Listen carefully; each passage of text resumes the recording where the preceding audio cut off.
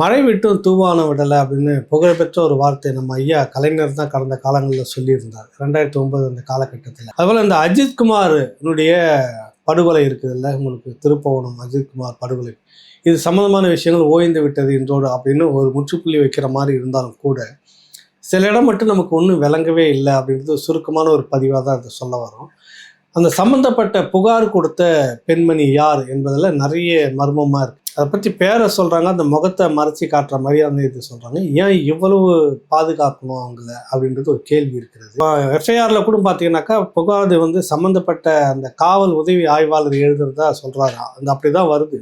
அதில் போதிய விளக்கம் இருக்குதா தெரியல அதில் பார்க்கும்போது. அப்புறம் பொதுவாக ஒரு விஷயத்தில் புகார் தராங்க அப்படின்னா இன்னொரு புகார்தாரர்கள் வெளிப்படையாக இந்த திருடு போச்சு, நான் வெளிப்படையாக புகார் கொடுத்தேன்னு ஒரு வாரத்தில் சொல்லிட்டு போயிடுவாங்க. இந்த இடத்துல ஏதோ ஒரு விஷயம் மட்டும் தொக்கி இருக்குது.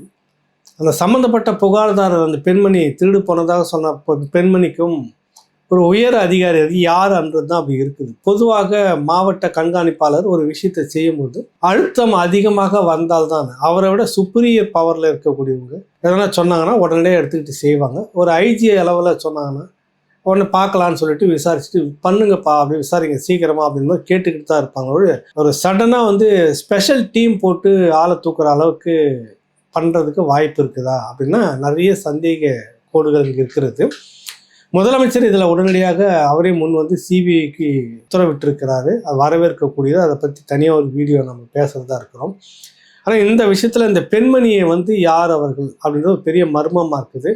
அப்போ இவருக்கும் அந்த சம்மந்தப்பட்ட உயர் அதிகாரிக்கும் என்ன தொடர்புன்றது வெளிப்படையான தொடர்புனா நேரம் வெளிப்படையாக இருக்கும். சம்திங் ராங், அங்கே ஏதோ ஒரு இக்கு அங்கே ஏதோ ஒன்று இழுத்துக்கிட்டு இருக்குது. அதனால தான் அவங்க யாருன்றது வெளிப்படையாக வரதில் அவ்வளோ பாதுகாப்பாக மறைச்சி வச்சுட்டு இருக்கிறாங்கன்ற மாதிரி இன்ன வரைக்கும் தெரியுது. என் பொருள் திருடு போச்சுங்க, நான் கம்ப்ளைண்ட் கொடுத்தேன், பிறகு எனக்கு என்ன நடந்துச்சுலாம் தெரியாது அப்படின்றது அவங்களுடைய வார்த்தையாக இருக்கும். வெளிப்படையாக தான் சொல்லிட்டு போவாங்க.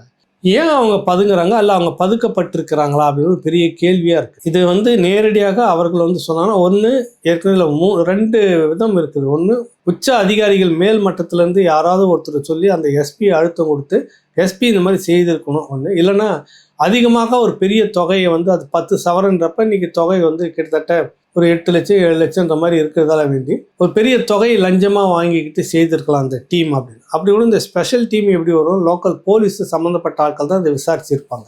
ஸ்பெஷல் டீம் பணத்தை வாங்கிக்கிட்டு செய்தாலும் கூட ஸ்பெஷல் டீம் வந்திருக்காது. அப்போ இதுக்குள்ளே ஏதோ ஒரு விஷயம் இருக்குது. யார் அந்த தலைமைச் செயலகத்தில் இருக்கக்கூடிய செக்ரட்டரி கேடரில் யாரோ ஒருத்தர் ப்ரெஷர் கொடுத்துருந்தா தானே ஒரு எஸ்பி இந்த அளவுக்கு எடுக்க முடியும்.